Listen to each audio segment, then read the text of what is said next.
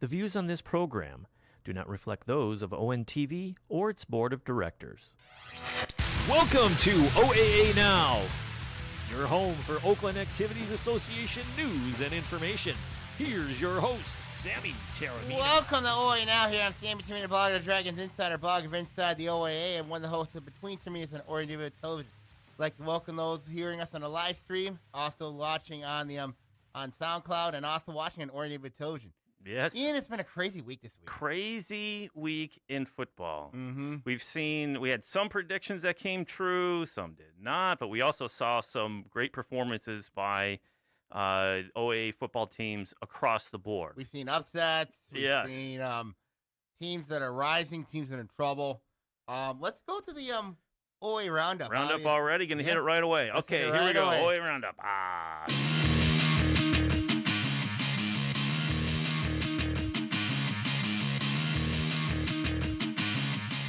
All right, like we were saying, a lot happened over Friday football action here in the OAA. Mm-hmm. And let's start off with Harper Woods, 32-21 over Allen Park. Kristen Stokes had 225 yards, 4 touchdowns for Harper Woods. Berkeley continues to roll, 36-33 over Clarenceville. Savad Daniels, 31-yard touchdown run. Jake Domzowski, I hope I'm saying his name correctly. Domowski, 74-yard fumble return for Berkeley for a touchdown. Are you kidding me? He had 200 yards in that game, also in that game. Berkeley's a scary team right now. I hate to face them week in and week out. Okay, yep. Troy, 21-20 over Athens, the big rivalry. Troy Colts get it done. Troy trailed 20-7 in the fourth quarter. Max Stromberg, 19 for 29 for 175. Are you kidding me? 2 yards rushing TD, 2 passing touchdowns, including a 23-yard TD pass to Darius Whiteside. That's a stat stuffer if I ever heard one, Sammy. Mm-hmm. Whiteside, 2 TD receptions, 7-0 for the first time since 1988. Evan Bieber, 7 for 17 and 89 yards. Ben Nast, 14-yard TD run. Trey Vincent, 23 carries for 81 yards and a 13-yard rushing touchdown for Troy Athens. Big win for the Colts. Yes, it is. Bloomfield Hills continues to roll, 37-6 over Ferndale. We should chat about this team in a little more depth there, Sammy. Yeah. They are putting something together. DJ Jackson's been playing really well for them. They're doing well. Okay, Farmington, 50 over Pontiac, 8. So this was the inaugural game at the new field. Yep. Called attention to all the former high schools, Central and Northern, and all that great stuff. It was a great scene for the Phoenix, but unfortunately the game did not go their way. As we said, Farmington takes care of business, rolling 50-8 over Pontiac. What do we got? Jalen Silver rushing and receiving touchdowns. Jacob Sanders had a rushing touchdown. Dominic Pesci, 2 TD passes for Farmington. Isaac Burrow, 9-yard TD pass to Devon Johnson for Pontiac. Avondale finds a W, 35-21 over Royal Oak. Herzog's back for them. I think so too, especially trucking up 35 points. Mm-hmm. And the one game we both were like, wow, here we go. Seaholm 41-34 over North Farmington. North Farmington led 28-19 at half. Colton Kinney had 2 TD passes, 1 rushing touchdown. Graydon Kinney and William Eberly had a TD reception each. Kyle Robbins, 3 rushing touchdowns for Seaholm. Seaholm's defensive stand late had a defensive stand late. Jasper Beadle had a TD run. Aaron Rice had a 24-yard TD reception. Tristan Hoke also had a TD reception. Ryan Shelby, 2 TD passes for North Farmington. What can you say that win for Seaholm? Confidence booster. Absolutely. Resilient group on their homecoming. Great win by the Maples. Adams continues to roll 24-7 over Groves. Nick Patera had 2 passing TDs, including a 14-yard TD pass to Christian Schomer, along with a 74-yard TD pass to Joey Shallow. And an 8-yard TD run for Rochester Adams. They just continue to win, Sammy. All right, where are we at? Rochester. This is the game we were watching. Mm-hmm. Rochester 23, Oak Park 22 in a tight one. Aiden Austin Stotsky game-winning 23-yard field goal. Rochester also had a huge defensive stand late in the win.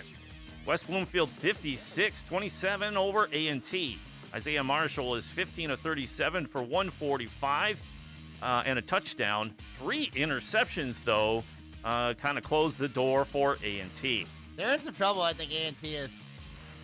Especially who they got this week. Yeah, absolutely. So Clarkston continues to do what Clarkston does. They score 50-22 over the rivals Lake Orion. Ethan Clark does what Ethan Clark does. 4 touchdowns, 2 rushing, 2 receiving. Mike DePillo, 4 passing touchdowns for Clarkson. What can you say? That offense is clicking. Yep. The big game, the one that we're going to talk about Oxford here later in the show here, but Oxford takes care of Stony Creek on the road, 27-26 in overtime. Yep. Oxford 3 wins on the road this season. That's Says a huge. lot about this program right now. Yep. Stony Creek trying to go for 2 and the win in OT, but did not get it. Mm-hmm. Unbelievable finishes, close ones, upsets, you name it, we had it. That's the roundup.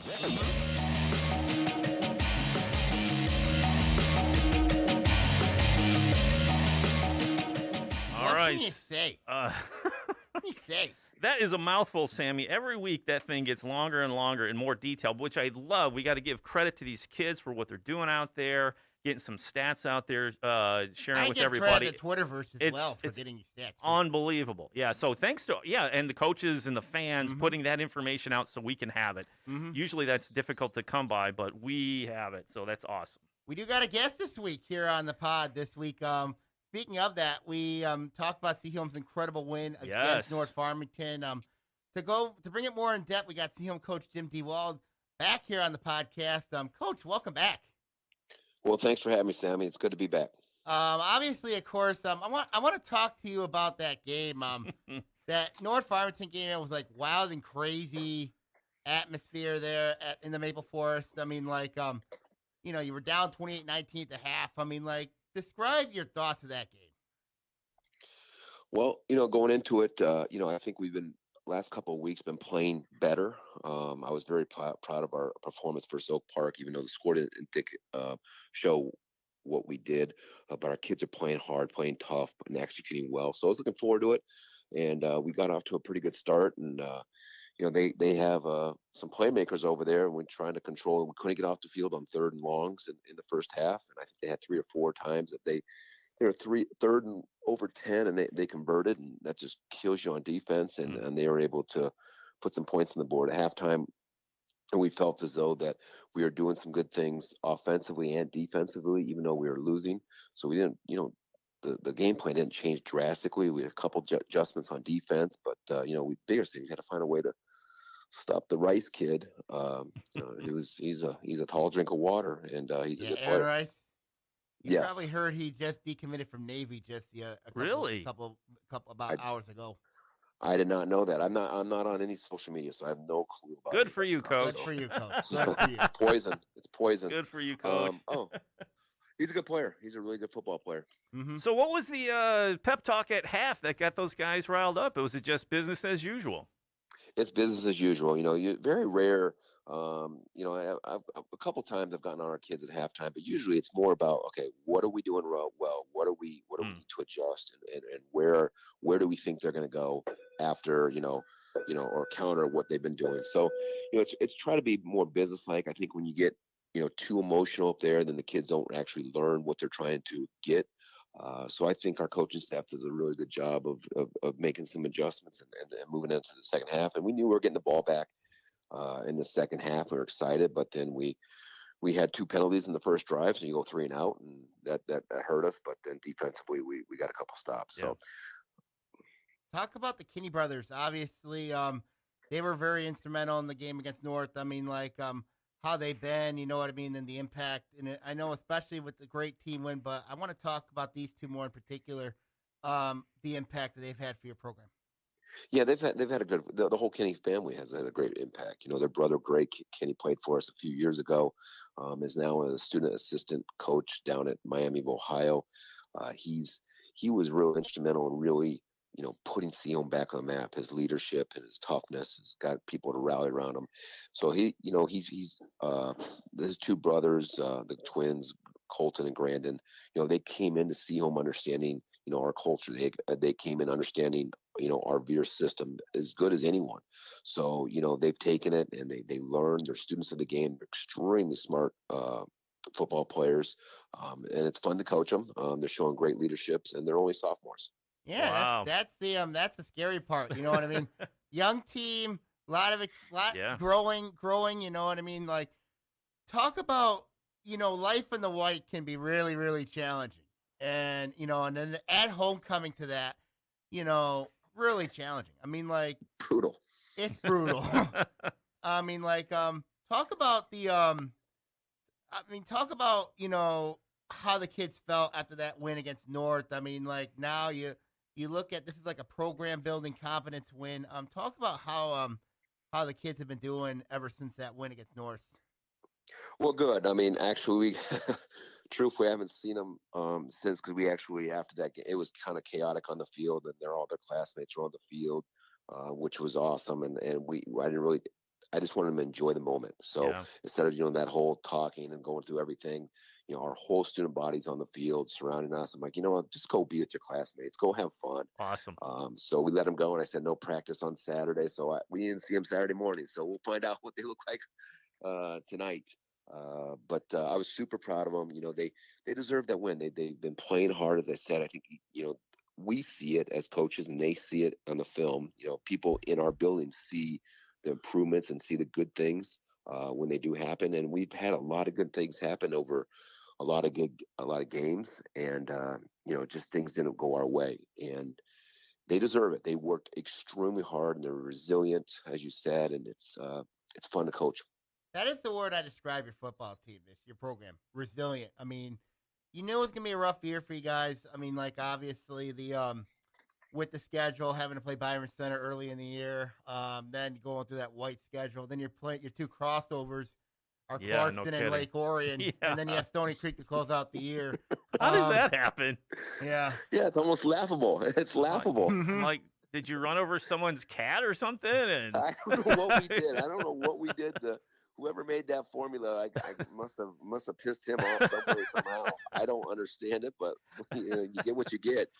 But yeah, it's a brutal schedule. I mean, like, obviously, I mean, like, and then of course you got Lake Orion this week. I mean, ON TV is going to have that game.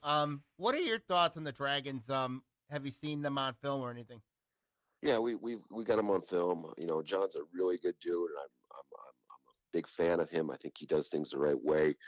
But truthfully, I don't know. I mean, they've been a tale of multiple different games. In one game, they're against Stony Creek, and they're running veer, and they look like us, running veer and midline. The next week, they're running their wing T stuff, and then last week versus Clarkston, they throw the ball, more than they ran the ball. I mean, I'm just trying to figure out what team we're playing this week. It's been a long year. I don't know if that's on purpose to make people's weekends a nightmare, but it worked. I mean, this weekend, especially yesterday, was a nightmare for me trying to get things organized for our kids. But we're. Yeah, who are you gonna get? I don't know who we're gonna get. I I know they're when things aren't going your way, you're trying to put your kids in the most successful position possible, and I think John does a really good job of that. And, they did some good things against Clarkston that I think towards the end, I think they got into the game a little bit, even though the score didn't dictate that or tell them that. But so we'll see. We'll prepare our guys, and obviously it all comes down to fundamentals and playing tough and playing hard and being resilient for 4 quarters. And should be a really good game. And it's always fun to go to Lake Orion. They have great crowds, great atmosphere. Homecoming. Yeah, but my favorite part is when I come off the bus, I see Sammy, and he just wants to, just rip on rip on our uniform. Come on. Hey, I mean, I miss the opposite elbows now. Come on now, I miss the opposite elbows. Sammy. But we're looking forward to it. We really are. Mm-hmm. I do want to talk about this. You used to coach at Pontiac Northern, and obviously Pontiac did celebrate their new field, and of course being a former coach at Pontiac Northern, what are your thoughts on Pontiac getting a new field and everything they've been through.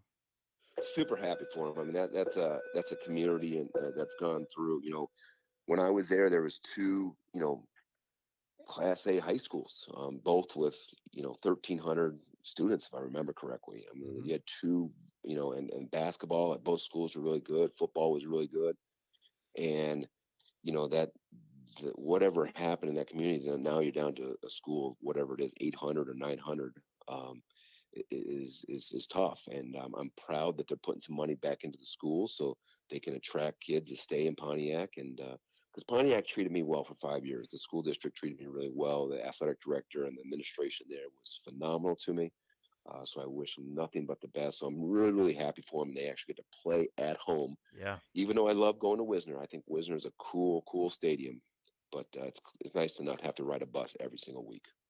Before I let you go, Coach, I mean, I'm curious to see how things are going for you guys. I mean, looking forward to Friday night's game. I mean, any final? What's the remaining schedule? I mean, we got Stony Creek and then Lake Orion. So yeah. Mm-hmm. Yeah. Again. So it's yeah. I think we're a Division II team, but we play all Division I schools. Yeah, and it helps you schedule wise. You know what I mean? Like playoff point wise. You know what I mean? Playing a lot of D1s obviously do help. Yeah, no, there's no question.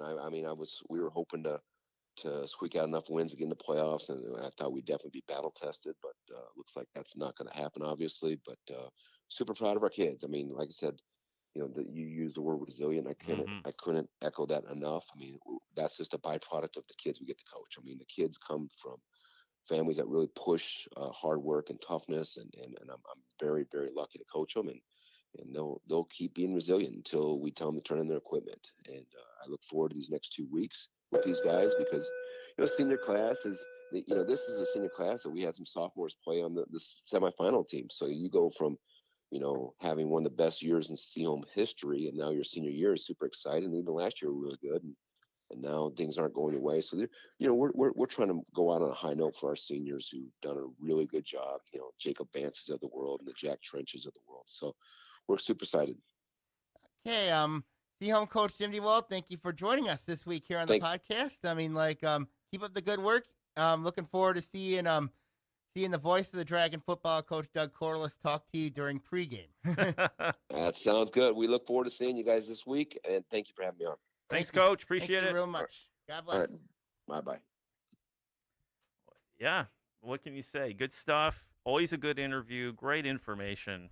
Really good stuff. You know what I Right? mean? Really, really good stuff, obviously. I mean, when you look at C-home football, it is truly the word resilient totally describes that team. Despite the record, despite everything that's happened to them, that is a resilient football team. You know what I mean? And if you're Lake Orion, be very careful in this game. Yes. Because they haven't seen the team at Renovere. I love hearing the perspective of another coach looking, and sharing their perspective and what they see about their opponents and that sort of thing. And his comment about Lake Orion there, not to to derail the conversation about C-home currently, but he's right. What are they? That is true. Is it by design or what is it? And it's interesting to go, oh, he just made my life, Blackstock just made Dewald's life a little more hectic trying to figure out what it is to get the kids prepared. I have a feeling if C-home just does what they do well, they will find success. Mm-hmm. Does it mean they're going to win Friday? I haven't decided yet, but the Bears going to be, we know the Bears is a very difficult offense. We know with Adams obviously there, but when you look at it, I mean, when you look at depth, you know what I mean. They don't have a lot of depth, but they have a lot of courage, a lot of resilience. Yes. And I do want to talk North though afterwards. Well, obviously, yeah, and the win over North. That's huge. That's big. That's big win. Yes. And celebrate, storm the field. Right. Like that, and the confidence builder, you hope that they can carry that over. Yes. Young teams, you're not sure, but it sounds like games, you got Lake Orion and Lake Orion and Stony Creek. How is that possible? How is that possible? Well, the week 9's an open date. You know what I mean? I know, but I'm like, geez. But now that's wild. Yeah, I know. It's gonna be really interesting. Yeah. So hats off to the Maples. Young team, getting that calloused experience on the field, playing quality Hungry. opponents, finding some success. Mm-hmm. Success tastes so much better when you are faced with adversity to begin with. Don't you think? And that was our first win of the season, I think. For Seaholm? For Seaholm, yeah. I mean, it really does push you, right? I mean, and you get a taste of that, and you know that it's within you to find success. That can you sustain it? That's the thing, question. right? And it's coming late in the season as opposed to, let's say, in the first quarter of the season. It's late in the season. But they've been very competitive. I mean, they played better. They played well against Oak Park. They played well against Groves, even though they lost that game. Byron Center, I thought they played really good in that one. I mean, but, to get this one against a quality opponent like North Farmington, who we're going to talk in a couple minutes. Yes. But yeah, it's good to see. I mean, they are really good. They're putting stuff together, and I'm looking forward to next season already. I mean, Coach always gets you charged up. I mean, I can see how he leads those troops. And we both get to see Seaholm this weekend. Yes, we do. So it should be interesting homecoming for Lake Orion. Yes, it is. Now let's go on the other side. Yeah. I want to look at North Farmington. Yes. What do you have to say about them? I mean, they've lost 3 or 4. That's what I was getting to. They're in some serious trouble right now. I mean, you needed this game with Seaholm. They needed this game, and they couldn't get it done. Yeah. Their defense has been a problem, a big problem. Since leading 17-0 at Oak Park, they have not been the same team since. And that has to make Coach John Herstein absolutely nuts. Has to. Yeah. I mean, the Seaholm game was 41-34. That's a lot of points. And the fact that North Farmington had halftime leads in all 4 of those games, that tells you something right there. Is it the adjustments made by the opponent, or are they just having a hard time finishing the game? Or we've seen teams do this in the past. The discipline to say, yes, we may have a lead, but you have to be disciplined to still stay the course. You can't say, hey, we got a lead, this is in the bag. I go, there's a lot of football to be played in the second half, right? And we've seen them falter in the second half of games, and it's continuing. I'll be honest with you. I thought that North Farmington Seaholm game, the more and more I think about it, I think it was more Seaholm went in there and took it. You know what I think so, too. I mean, just the way those kids played in that game. Yeah. It was just outstanding, resilience, courage, They deserved to score in the field. They had nothing to lose. Whereas you look at North Farmington, they have everything to lose. And now you look at their season right now. They sit at 3-4, having to play West Bloomfield this week, and then Traverse City Central goes out the year. That's really difficult. Yeah, it's pretty much, I don't want to say the writing's on the wall for 2021 for these guys, but unless something crazy happens against Clarkson. If they don't win, no, they got West Bloomfield this week. Or West Bloomfield, excuse me. If they don't win at least one of those 2 games, playoffs is done for them. Yeah. Because you were mentioning 4 wins might get you in. 4 or 5 can get you in, if you play a very difficult schedule. I mean, obviously, when you look at North playing Traverse City Central and West Bloomfield to close out the year, and West Bloomfield's in the swamp, that makes it worse. So this team's got no room for error at all. No room for error. I want to know is where in the heck is there's a couple players I'm wondering. Aaron Rice he's got to do more. Jasper Beeler's doing everything he can. Ryan Shelby's doing everything he can. I mean, the problem is it's on the other side of the football. You look at the defensive numbers they've given up. 32 to Rochester. They have 30 to Oak Park. They've given up 41 to Seaholm. I mean, and then, of course, they had that loss to Adams in overtime. Yeah. I mean, they're right there. I mean, they're about 5, 6, 7 plays away from possibly being undefeated right now. I know.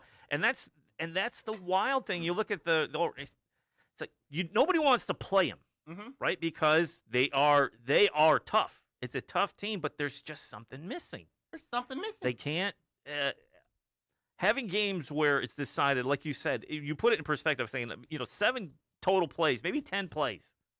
Yeah. Out of how many games, and you could possibly you're on your way at least to a winning record. Mm-hmm. You're right? undefeated. You're ranked in the top 10 in my poll. I mean, and yeah, it's what's going on, right? So, what do you do? What do you do? And then you look at you're playing West Bluefield and Traverse City Central close out the year. I mean, the good news is you don't have to go to Thurby Field again. Yes, but still, yeah, it North has some soul searching to do. Yes, they do, and they don't have a lot of time to. No, they don't figure it out. No, they don't. Let's go from the white to the blue a little bit. I mean, obviously, we know the story of Bloomfield Hills. So I'm reading the roundup, right? I get into Bloomfield Hills, 37-6 Ferndale, and I said, hey, we got to start talking about these guys, and you're shaking your head. Nah. They haven't really been tested. But they are beating the team set before them. It's just like Coach Stewald is saying, how did we get this schedule? Bloomfield Hills is saying, how did we get this schedule? Right? We'll know a lot about them next week. We'll know a lot about them next week when they play Troy. No credit, huh? Not You're yet. not giving anything? Not you still got to win. They still got to win. So Troy, right? Yeah. Okay. The Colts. I'm with you. That should be. That's your measuring stick. It is. It really is, because if you can take out Troy, because Troy is playing some solid football right now. Really good football. And they're showing that they're also a tough team. They're a tough out. They have guts that they can come back. Coach Chris Frazier's team has to go into Athens and win that game, down 20-7 with 11-19 the fourth quarter. I mean, that's huge, right? Darius Whiteside's been a real legit player. Max Stromberg's been very efficient at quarterback. Both Block brothers have been playing really outstanding for Troy. The offensive line's been pretty good for them. Now, when you look at Troy the last 2 games, I mean, they got Berkeley and Bloomfield Hills on there. You win those 2 games, you win the blue. Oh, absolutely. Straight up. Yes. So, and then you look at Berkeley, you know what I mean? You look at the Bears, I mean, they are. Berkeley's on a mission. They're 6-1 right now. Their only loss was that 13-10 loss to Bloomfield Hills. The way they played against Livonia Clarenceville was huge. Jake Domowski has been playing really good football. Devon Daniels has been playing really good football. Yeah. Zach Maurice has been very efficient at quarterback. I mean, when you look at Berkeley, Berkeley, you know what I mean? They're right now on the hunt. They're a dangerous team. Absolutely. And when you look at these 3 teams right now, if there's a team right now that I do not want to see on that schedule right now, it's Berkeley. Absolutely. Because the way that they've been playing, I know Troy's been playing outstanding football. Bloomfield Hills, I just haven't really. You're not on the bandwagon, Sammy. No, I'm not. I mean, not yet. Until they beat, you know what I mean, somebody legit, you know what I mean? I know they beat Berkeley earlier in there, but Kettering, the Kettering game, they had to come back from 21-0 down. But they won. They won that, and then Athens, of course, they had to overcome some problems. I mean, do you think if Bloomfield Hills and Berkeley win at it right now, who would win? Berkeley by a touchdown. Really? Berkeley by a touchdown. I just think Berkeley really had some issues in that game against Bloomfield Hills. Now Bloomfield Hills has got a very good quarterback in C.J. Jackson. Yes. He's been really good lately for them. I mean, Shane Winter's been good for them. Andrew Sapersky's been really good for them. I mean, they are playing as a unit. They're playing as a unit, and they are undefeated. But they're like the Kansas Jayhawks in 2007. I mean, saying that. Yeah, they are. I mean, they virtually are. When you look at you're playing as teams that you're playing before them. Yes, but it's not their fault. It's not their fault. But you look at Troy. Troy reminds me of the 2007 Missouri Tigers. Those two teams played. Missouri beat Kansas by a touchdown. So when I look at Troy and Bloomfield Hills, Troy reminds me of the Missouri Tigers. I mean that game. I mean, it's very, very familiar. I mean, like, now both these teams deserve to be where they're at right now. Yes. But doesn't that, I mean, Troy has passed the eyeball test for me more than Bloomfield Hills has. All right. That's where I'm going at. Troy has passed the eyeball test. But that's the game, right? I mean, we talked about this about but Rochester. Troy's got to get by Berkeley. Yes. That's at Hurley. Yes. That's difficult. Yes, it is. You know? Uh-huh. So that'll be a real fun game to watch. So of the three teams, which one is going to have the most say in the outcome of this league, out of this division? Who I think could have a deep postseason run. I would just say out of this division right now, they're still battling it out, even though you got Bloomfield Hills is undefeated. I think Troy has the most say right now because if they beat Berkeley, Berkeley's out of the blue conversation. Because that's 2 losses. Yep. If Troy and then they beat Bloomfield Hills, they win the league title outright. Sets up the undefeated matchup. So you look at the team that has the most to say right now, who controls their own destiny. Troy. It's Troy. Because I expect Bloomfield Hills to be undefeated heading in that game with Troy. But with Troy, you know, they have to beat Berkeley and they have to beat and they have to beat Bloomfield Hills. So it's Troy Bloomfield Hills to close out the season. Yes. Right? So, but what do we just say? Do you want to go up against Berkeley this time of year? No. No. Because they're hot right now. They are playing very, very well. They're playing really, really well right now. So it's tough sledding for Troy. I mean, if they can get through Berkeley, do you think they steamroll Bloomfield Hills? Or do you think it's going to be tighter than you think? Tighter than you think, but if Troy So if it's tighter than you think, that means you think Bloomfield Hills is better than... No. Come on! No. Nice try. Nice try. Come on, logic states. Nice try. All right. Let's talk. Those three teams, those three, mixing it up. Yeah. Berkeley, Troy, Bloomfield Hills, awesome. Yes. That's what you love at the end of a season. That makes it interesting. That's what makes it fun. Mm-hmm. Now we got to talk Rochester. You know what I mean? Yeah. What did we say last week? Going up against Oak Park. For me, I think it's a program statement. Program statement win for you. And you know what? I agree with you. You know, it's a program statement win. You know what I mean? You're just proving yourself that you belong in the white. You needed a field goal to win that game and a defensive stand. I mean, like, a lot of great things for Coach Eric Vernon. Yeah. I mean, like, if might have Coach Vernon on next week. I mean, I have his number and everything. So I'll see if he calls you back. I think he will. Mm-hmm. I mean, but Rochester, I'll tell you what. I mean, it was a great win. It was a great win for them, mm-hmm. and it was a tight. See, those are one of those classic games where everything mm-hmm. is so tight that scoring wise, that and one mistake, completely turns the outcome of this game. Absolutely. And you look at obviously with Rochester, you know, finishing the league record at 5-1. Who would ever thought Rochester would be second in the white behind Adams? And they were undefeated in the regular season in the league. Yes, mm-hmm. it's real. Yeah, if they are building over there, right? That's what the Oak Park statement. Boom, that's the period. Mm-hmm. There's the statement there. They belong. They belong in the white. They truly belong in that division.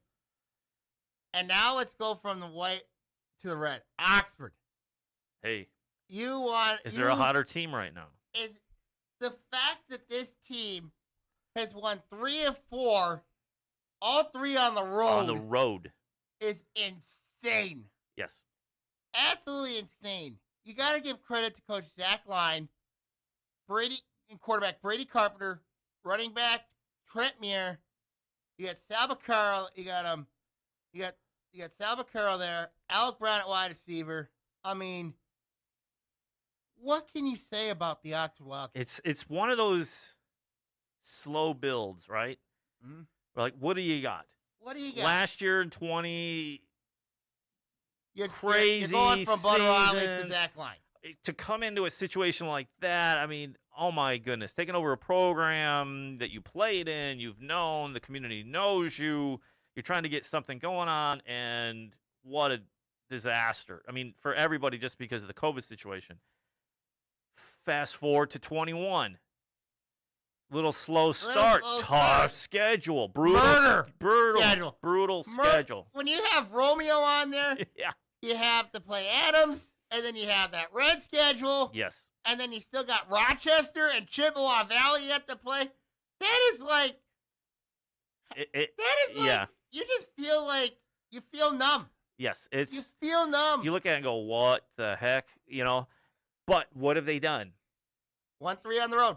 But it's not only that, but it's the eyeball test, Sam, right? We talk about it. They passed the eyeball test. They completely pass it with flying colors because when you're watching them against the heavyweights in the red, right, they are playing them very tough. I mean, they hung tough at West Bloomfield. Had Clarkson on the ropes. Beat Lake Orion. Beat A&T. Beat Stony Creek. I mean, what do you say? It's fun to see. I mean, it was an overtime thriller against Stony on the road. But I'm telling you, those wins, when you win late like that, in that fashion, just like we saw Rochester and, and those guys, it's like, and Troy, and that really solidifies your team, right? I read this News to Use article the other day, and he has Oxford right now in the first 4 out. Really? First one out. I disagree with Snooze's thoughts on Oxford because, to me, if they go 4-5, I would put this team in the playoffs. Do we know the formula for points? How many points do you need to get in? Or is it just at the end of it, who has what? And you go, and it's just, here's a list, here are the points. That's it. That's it. Eesh. So, Oxford, to me, this team should be in the playoffs, in my opinion. Now, looking at Oxford-Rochester, a lot of people look at that game as an elimination game. I don't necessarily think it's an elimination game. But for Oxford, it is a gigantic game for them. Because if they can get this win against Rochester, and they beat Chippewa Valley, and they finish 5-4, they're in. They have to be. They're in. Not a question. With that murder's row of a schedule they played, they should be in the postseason. Yes. And then you look at Rochester, we know what they've been doing. I mean, and then... So they lost to their crosstown rivals, right? So it's 2 losses? Rochester's got 2 losses, to both the Adams and Stony Creek. And then you look at Oxford. Can they survive with 1 more? Rochester? Yeah. They should be able to. They should be able to. I think they have just enough to get in. I really think Rochester. That would be That would be tough. Mm-hmm. And then you look at on the flip side. I want to go back to blue a little bit. Troy Athens, they don't have a game this week. Which is very odd. Scheduled that way? I guess. But I've been looking at obviously a couple games for them to look at. Possibly River Rouge is one of them. And then maybe Sterling Heights is another option. So they're trying to find an out-of-league game. Yes. Wow. Because it's their non-league week for them. Wow. So, I'm curious to see what Coach Billy Keene is going to have this week, obviously. So that's a game we'll keep a very close eye on with Troy Athens' stance and situation, what they're going through.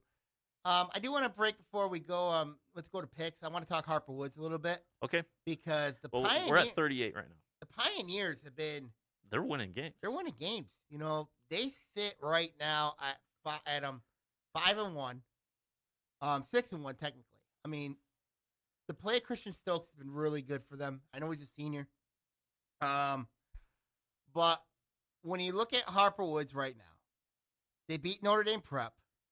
Their only loss to Orchard Lake St. Mary's, and now you're looking at them staring at Warren D. LaSalle. Yeah, going to Wayne State, and we know how good the Pilots have been. Yes.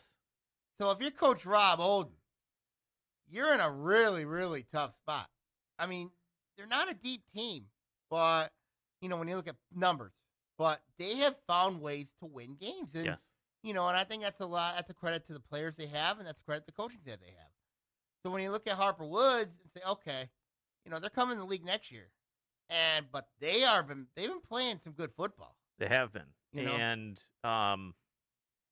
it's interesting to see an independent and how they mix it up. I mean, the variety of teams are playing and bouncing around like that. It's kind of interesting to watch. Like you've kept us abreast of what's going on all season long. Knocked off Allen Park.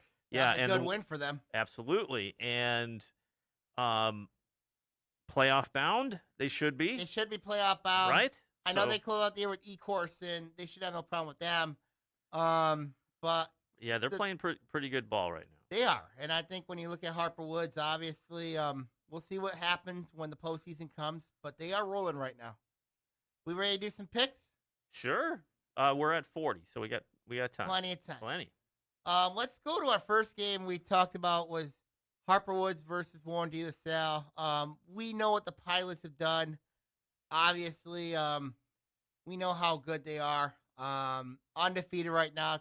They've beaten Birmingham Brother Rice, Orchard Lake St. Mary's, nobody Detroit Catholic Central. And then here's Harper Woods. Your only loss is to Orchard Lake St. Mary's. It's a Catholic League opponent. You're going to Wayne State. Yeah. The atmosphere can get to you. Yes, the atmosphere can get to you. But Harper Woods has been through a lot. They've went to Pinckney, won that one. I know Pinckney's in your old the stomping Pinckney grounds. Pirates out there. Yeah. Yep. And when you look at Harper Woods' chances, a lot of people say it is slim to none. Really? Yes, especially going down to Warren De La Salle, especially going to Wayne State. Yeah. Even though it's not actually at the main campus that they're going to play. Where are they playing? Wayne State. They play. At Warren De La Salle plays all their games at Wayne State. Most of their games at Wayne State, except that Oak Park game where they played on their home campus. Okay. But this is a matchup where I didn't know that. I just learned something today. Yes, they play all their games at Wayne State. You know, Birmingham Brother Rice, they play their games at Lawrence Tech. I don't understand why, but those are the two teams I know that play their games at different sites. But if you're Harper Woods, yeah, what do you think has to be the key against the Pilots of Warren? Jeez, I mean, we know Harper Woods can put up points. Mm-hmm. Not knowing much about De La Salle, I saw their soccer club play. They were outstanding. They were out here at Lake Orion. They were really good. Not that that means anything, but you know, Harper Woods just needs to stick to what they're good at. You know, like, do what you do well, and usually good things happen, right? Don't let the environment get to you. Yes, it's not at the home school's field, and you go to Wayne State. It might get to you sometimes. You're like, oh, a larger stadium. The sight lines are different. You know, the background might be different for the quarterback and receivers. Who knows? But just do what you do well, and good things happen. You got Warren De La Salle winning this game? Or you got Harper Woods? Let's go with the upset. Let's go with Harper Woods. Why not? Yeah, by one. Why not? I'm going Warren De La Salle. I mean, too much in that game. Come on. Here's an interesting game to talk to you about. Pontiac at Ferndale. Both teams very young. Very young and limping, right? So, at the beginning of the season, you were predicting Pontiac grabbing a W. One, possibly two. We saw the one away over at, what was it, Stockbridge? It's Stockbridge. Stockbridge. Yep. It's like that didn't happen. They scored points and showed promise. Is Ferndale their first win? I think. Could it be? Could it be? I think it is. Because Ferndale has really struggled. They have not played really well this whole season. Now, they have 4 seniors total on that program. So young. They're young. It's going to be an interesting game. This is one of those games where you see teams struggling like Ferndale and Pontiac coming together, and the score is going to be like 47-46 or something like that, right? I mean, I expect that will be a score. It'll be a big shootout. You think that's what it's going to be? I think it'll be a shootout, you know. But I'm going to give Pontiac the first win. Could you just imagine how Coach Ken Wade's going to be if they get their first win? That whole community of Pontiac, they get their first win. Yeah. It would be a step in the right direction for them. Oh, absolutely. It'd be a tough loss for Coach Eric Royal and his team. But, you know, for Pontiac, you know. I'll sit with you, Sammy. I think Pontiac pulls it out. We both go on Pontiac. I'm going Pontiac. I said if they're going to get one, this is it. And you know they're not going to win next week against Berkeley.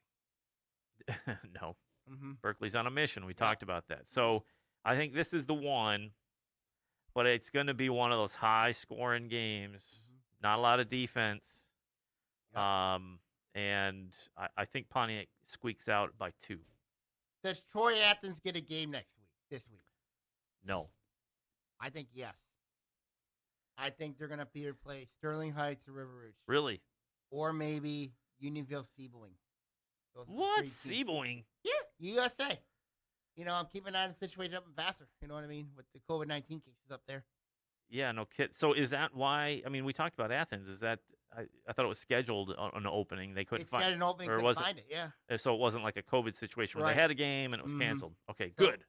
We don't want COVID cancellations. We'll keep an eye on that Athens game. I mean, I know a lot of people been on Twitter blowing up, saying why not play River Rouge? Why not play River Rouge? You know what I mean? So River Rouge is open.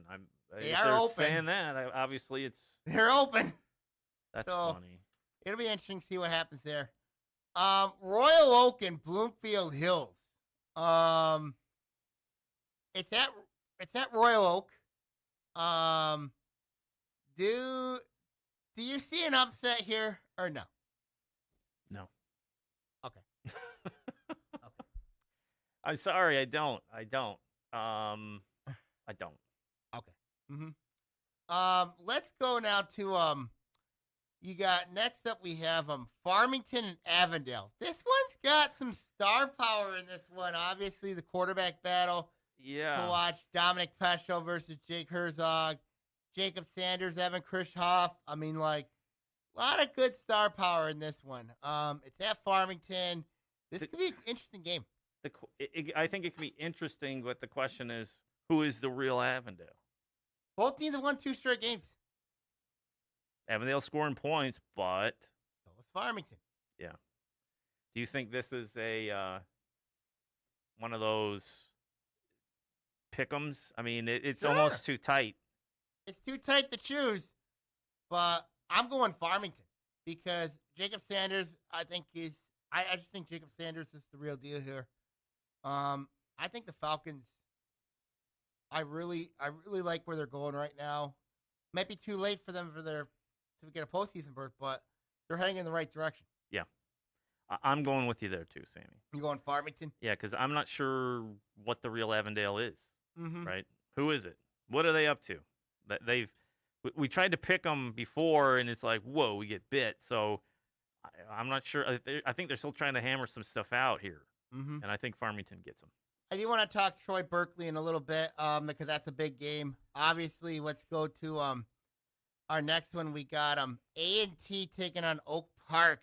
I mean, this one it's been rough for both these two teams. I mean, A&T's got a very tough game coming. Both teams got tough games coming up next week. Oak Park with Clarkston, and then A&T with River Rouge. I mean, so A&T has some firepower, man. They're giving up points, but they are giving points. But they ran into that turnover bug last week, and their defense has been a problem.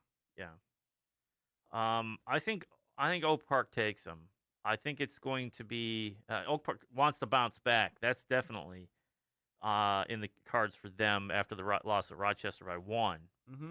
So I think Oak Park takes it. I think it's going to be close, though. I don't think it's going to be some blowout or anything like that. I say they take it by maybe 10. I'm going to take Oak Park by a touchdown over A&T. I mean, yes, A&T's got firepower. They're athletic. I mean, I just think the difference is going to be I just think the Knights are going to find a way and win that game. Yeah. Let's go to North Farmington and West Bloomfield. I mean, we talked North Farmington. What do we? This is week 8. This is week 8. North Farmington. We know about in week 1. I said, "Ooh, that'd have been a great game." Not anymore. North is limping. They have to find something. I don't know what it is, but I think West Bloomfield takes them. And then you look at what West Bloomfield's been doing. Yes, they've been rolling and tattooing people for a truckload of points and yards. Mm-hmm. You don't think they have an answer for Dylan Tatum or Samaj Morgan or the rest of the Lakers or Raekwon Nance? No. I think this is going to be Raekwon Nance's going away party. You think he's going to go off? I think he's going to go off for 4 touchdowns. I'm high on this kid. I love Raekwon Nance. I love what West Bloomfield's been doing. You know what I mean? I've had a lot of praise of West Bloomfield. Yeah. For good reason. For good reason. They're going to get a blowout win in the swamp. Mike Stone's going to go like, touchdown. You really, you love that. I think you mention that every week. You like that, don't you? Hey, Mike Stone wants on. We give him a boost. He's a little busy at this time. Yes, I know. Clarkston Groves. Clarkston. Yeah. It's Clarkston's homecoming. Clarkston, their quarterback play, the running back. I mean, it's like, pick your poison. Pick it. Yeah. You want to stop the run? We'll air it on you. You want to go 5 defensive backs? We'll run it up your throat. I mean, come on. Yeah. Pretty much. Yeah, Clarkston all the way. Let's go Lake Orion and Seaholm. I mean, we had Coach Dewald here on the pod. Yep. Lake Orion, we don't know what the heck they are. And then Seaholm, we know about the Veer. Yes. I think with Seaholm, this is going to be a tight game. Mm-hmm. Because we don't know what we're getting with Lake Orion. Mm-hmm. The issue I see with Seaholm, though, and Coach mentioned it, is their youth. And their depth. Yes. So I think those are going to come bite them. Lake Orion has shown signs that they can click it together, right? Mm-hmm. I think they do. Plus, it's homecoming. They'll be primed. They'll be ready to go. I think Lake Orion takes down Seaholm, but I think it's going to be close. This is going to be a shootout. This is going to be a shootout. You know what I mean? Seaholm can score in bunches. Yes. Lake Orion, we know, is more than capable of scoring in bunches. So this has got a shootout written all over it. It's almost coming, for me, for Lake Orion, for a W, it's going to come down to self-inflicted wounds. Yep. Can they take care of the ball? Can they watch the crazy penalties? And, what's that defensive, the defense, what are they going to do with that Veer? Yeah.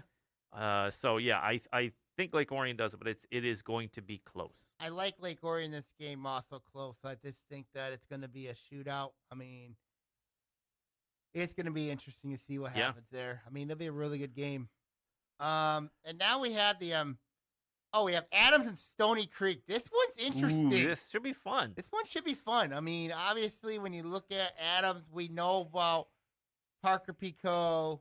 I mean, Nick Patera's played outstanding. Their offensive line's played outstanding. Stony Creek, not an easy team. I mean, you got some players there. Jacob Best, you got Cam Fogler. I mean, I think this is going to be a time possession, low-scoring game. I do. But I just think Adams got way too many weapons, and they're motivated after losing 23-10 last year. Yes. They're home. I think Adams is a different beast. Mm-hmm. They are a mature team. They run their system to perfection. They run the Veer. They run it to perfection. Stoney coming off the overtime loss. It's a stinger to Oxford a week ago. Mm-hmm. So they're going to be hungry as well. Mm-hmm. I think it's Adams. I really do. I've got Adams as well. I mean, I got the Highlanders close over the Cougars. It'll be a good game, though. It'll be a really good game at Stoney. If Stoney can hang on to the ball and do something with it at the end of drives, like the long drives we know they can do, control that clock and score. There could be an upset. There could be an upset, but I think Adams is going to take it, but I would not be shocked if Stoney takes him down. Mm-hmm. And then we have the two big games. We have Troy at Berkeley, at Hurley, and then we have Rochester at Oxford. First, let's talk Colts and Bears. I mean, this is going to be a good game. Yes, this is the game of the week. This is the one to watch. I'm hoping CMN TV has this game. Oh, I hope so. I hope so too. Yeah, it's This is going to be the game. Man, I don't know. It's hard to pick. Berkeley's they're just looking different, man. They got something going. They have momentum. They're scoring. They're doing everything right. You know what I mean? They just look really good. Mm-hmm. But Troy, we kept using that word ad nauseum today of resilient, but they are just tough. Both teams are tough.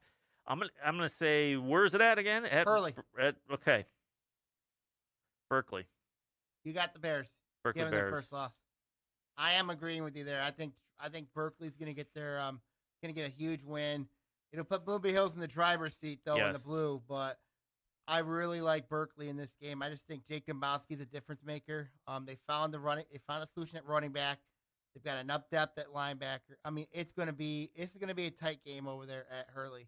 I mean, this could come down to a field goal. Yeah. It could be a penalty. It could be some silly thing to put whoever has the ball last in their hands is going to win this thing.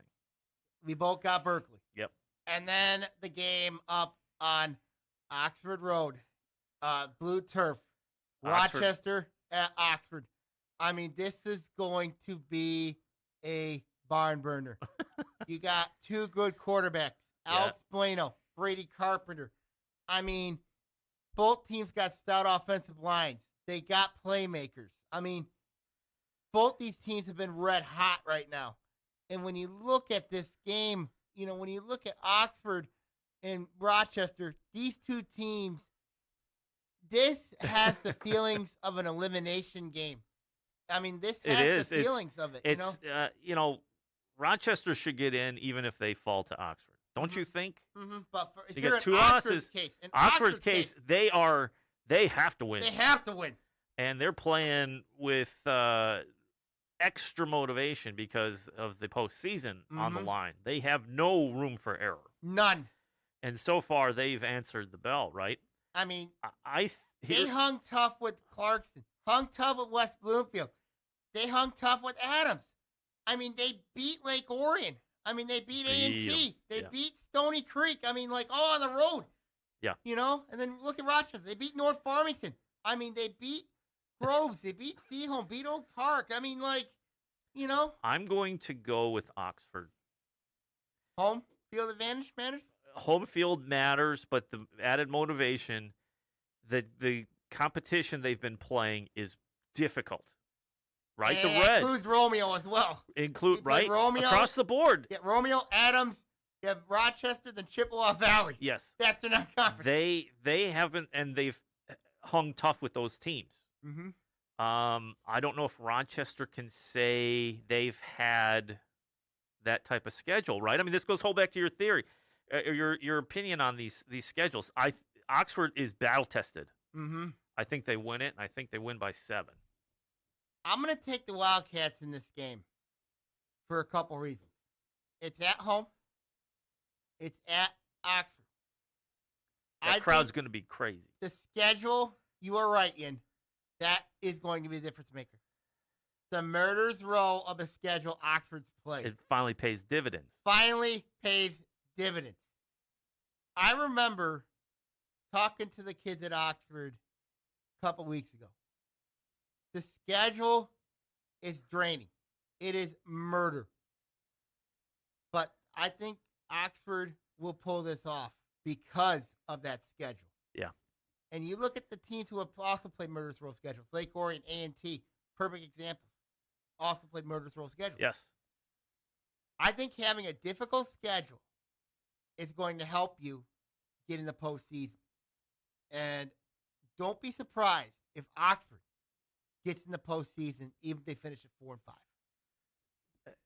The way they're playing, if they can win this one, and what did they say? They're on the road. They're at home for their final 2. Final 2. That is a good sign they're for them. They're at home. They have Chippewa Valley at home.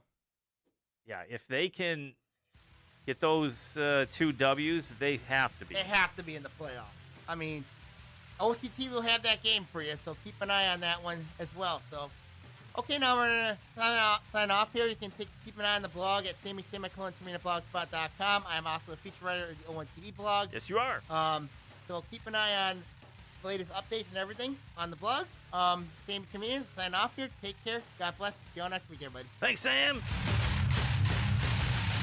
OAA Now is produced by Sammy Taormina, and the views on this show are his and mine alone. Thanks for tuning in for this week's edition of OAA Now.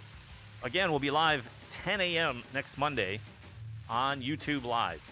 That's it for this edition of OAA Now. We'll see you next week. See ya!